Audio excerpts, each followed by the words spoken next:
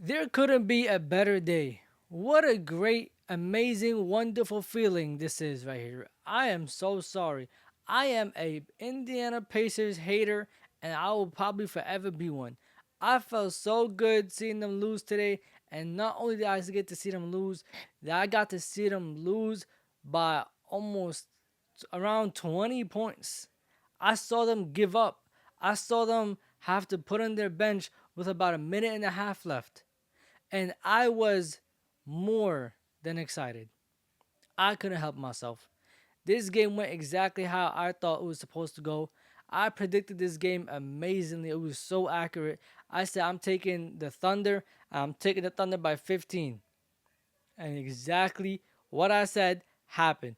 The Oklahoma City Thunder came out the gates swinging. I mean, they did have some turnovers to start off the game. There was a time in the game where they had three turnovers, I think within the first like 2 minutes of the game.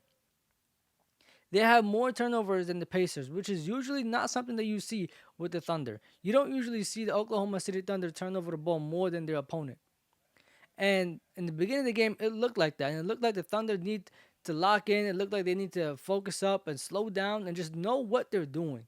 And it looked like they needed to understand that possessions and moves have to be calculated and just be aware of what's going on in general. Because they were so sloppy in the beginning, and then they come out of a timeout, and it was a whole different story. And honestly, I'm gonna give the credit to Chet Holmgren. He started off with a two threes, and then after that, the Thunder got rolling. And they needed that from him, especially from last game where he only had 6 points in the last game. That was terrible. And I hope that never happens again. But in today's game, he had 7 points in the first quarter alone. He got them going. He got them started. He got them rolling. And honestly, the one thing that worked for the Thunder is having the double big lineup. Now, I don't know why they didn't keep that in the fourth quarter last game. I would have kept it. We were up by 20 points. I would have kept it. But this game, they went with it from the beginning. They stuck to it. And overall, it helped them and they won the game. Now, another big part of the game, that second quarter, when Shea was on the bench, the Thunder made a run. That's the thing with this team. I understand Shea Gilgeous-Alexander is the MVP. I know he gives them 30 to 34 points per night. But when he's not on the court, there's no, oh, let's try to win the Shea Gilgeous-Alexander minutes. Because they are still capable of going on their runs. And they did it today. They went on, I think, 2 or 3 9-0 runs this game. If I'm not mistaken, two of them came in the first half. And it all came from J-Dub, Chet Holmgren, and then everybody else came in and did their part. Alex Caruso was amazing. And I said that in the beginning of this series. I said, Alex Caruso, Lou Dort, have fun. Good luck to the Pacers trying to get past them. Lou Dort was going to give Halliburton hell. Okay? And Alex Caruso, he was going to be a very nice defender on Siakam. I don't think he was going to ever stop Siakam, but he's going to make it hard for him. Even the buckets that Siakam did get, he really had to work. I mean, he made it hard for Siakam just to dribble the ball. And the Halliburton, I'm not going to lie, honestly, I don't think we've seen that test for real. I don't see, like this game, I can't really say that Lou Dort held him to the numbers that he ended up getting. And I know the stat line shows that Halliburton ended with 17 points, I think like 3 rebounds, 6 assists. The reality is, 6 minutes into the fourth quarter, Halliburton still had 3 points, 3 rebounds, 3 assists, and he had 2 turnovers.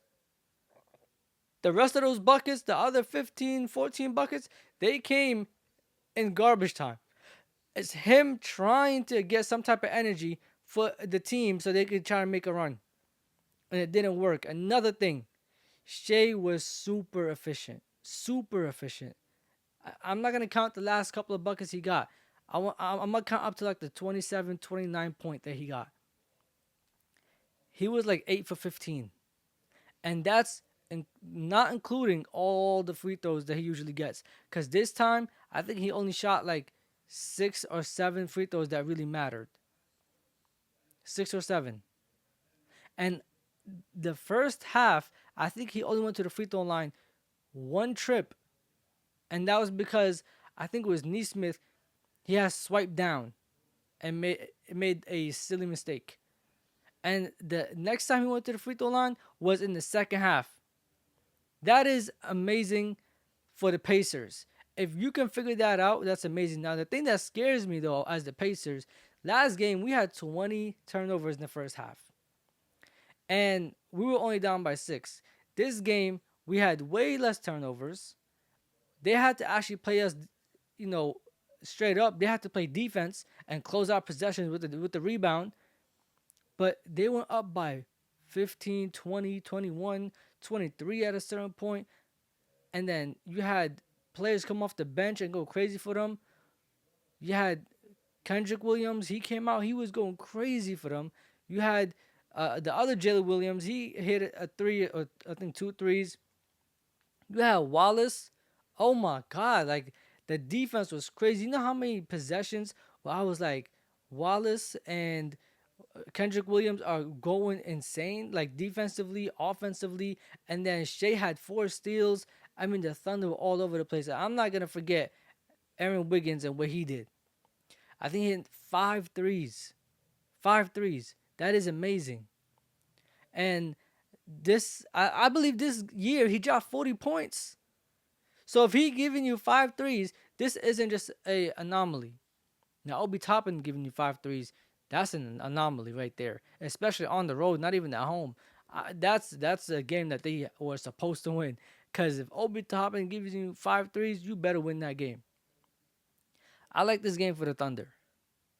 Now, for the Pacers, I'm not too worried. We got one on the road. We weren't supposed to get neither one, but we got one on the road. They came back. They smoked us. They stand at third. Now, game 3 is very, very tricky. Throughout the playoffs, the Pacers have lost game 3s. And at the same time, the Pacers have always been up 2-0 going into game 3 throughout the whole entire playoff run. This time is a split series. This time it's going to be some type of matchup in game 3. That matchup is going to determine how this is going to turn out. That matchup is going to be the Lou Dort Tyrese Halliburton matchup. And that will be the first real test where we can actually see if Lou Dort is actually affecting Halliburton. Because game 1, Halliburton was cool, and then he had the crazy shot at the end. Game 2, Lou Dort, I mean, I can't even say he held him to anything. I think Halliburton just wasn't aggressive. Halliburton literally was a jump shot type of scorer this game. They turned him into a jump shot scorer. Didn't get no buckets at the paint until like the fourth quarter, late into the fourth quarter. It was hard for him to score. I mean, the Thunder figured something out. They forced him to become a jump shooter. And I've been saying this. You have to make Halliburton be a jump shooter. He has to take jump shots. If he makes them, cool. But he has to do that. You cannot let him get to the basket and hit all those floaters that he be hitting. And another thing, they pick him up way higher. Like, the Knicks waited so long to, start honing in on him defensively. Like, Bridges used to give him so much space. But the Thunder game 2, they picking him up way high. Like, it was hard for him. That's why I can't say Lou Dort made it hard for him. But I'll say defensively, as an entire unit, as an entire team, the Thunder made it hard for him. Siakam had 15 points, I think it was. Honestly, I think on the Pacers, the only people that came out to play was Neesmith and Miles Turner.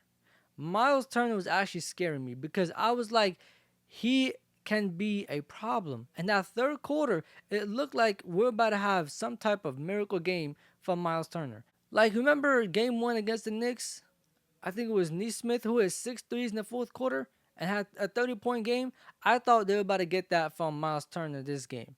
And That third quarter was his quarter. And before I end, I want to give more credit to Alex Caruso. Because not only did he guard Siakam, not only did he make it hard for Siakam, not only did he force Siakam to score under his average of 21 points, he gave you 20 points on the other side. He had a lot of energy. He was there. And the one thing I love about the Thunder so much, even Isaiah Hardenstein dove for the ball this game. Nobody is there thinking that they're bigger than the program. Everybody's playing the part defensively. Everybody's diving for 50-50 balls. Everybody's up on rebounds. There was a couple of times where I was like, bro, please secure the rebound. They gave up it was like 3 possessions, right? That ended up turning into 4 or 5 possessions for the Pacers. The Thunder couldn't close it out. But I will say they did clean up a lot more than I expected. They cleaned up a lot of their mistakes from game one. They're closing out more defensive possessions. And that's a good thing because if you're closing out defensive possessions and you're getting the rebound, the Pacers can't run. If you're scoring, the Pacers cannot run, which helps you more than it helps them. Another thing, they forced the Pacers into a 20-point first quarter.